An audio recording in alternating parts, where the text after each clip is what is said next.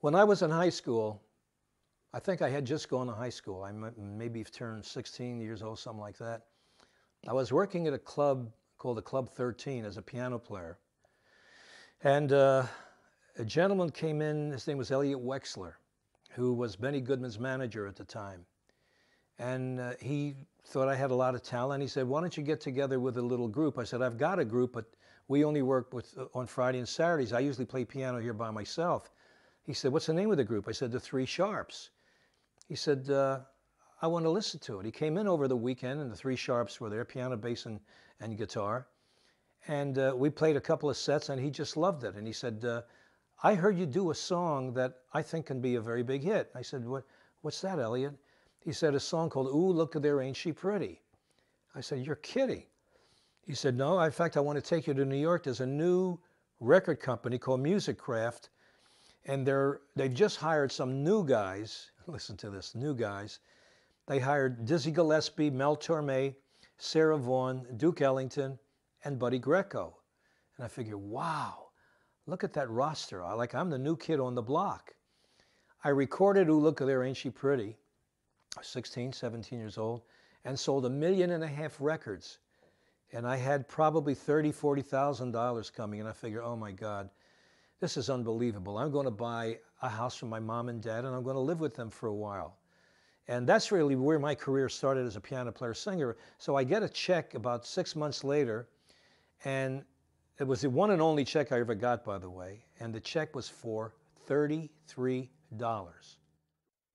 Finally found out that the owners of the company, even with all those stars that they had, stole all the money that they made in royalties and just skipped the country. And of course, the company went bankrupt.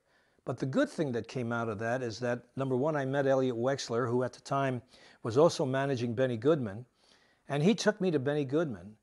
And Benny Goodman hired me as singer, pianist, arranger, which was a wonderful couple of years that I spent with him. I've got some pictures here that I'd like to show you, starting with this wonderful silhouette of Benny and I. This was taken at the Paramount Theater when we were doing a show called the Benny Goodman Show. And one of the lines in the show was that I would say to Benny, you know, BG on the drums means Buddy Greco. It doesn't mean Benny Goodman, which was really the joke of the show.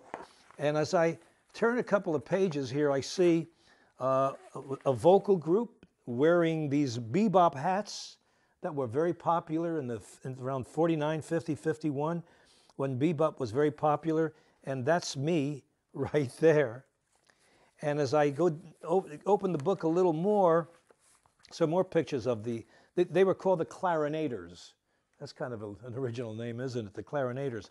But I got to show you one right here that I'm coming to. After we got through at the Paramount Theater, I'm very proud of this, by the way.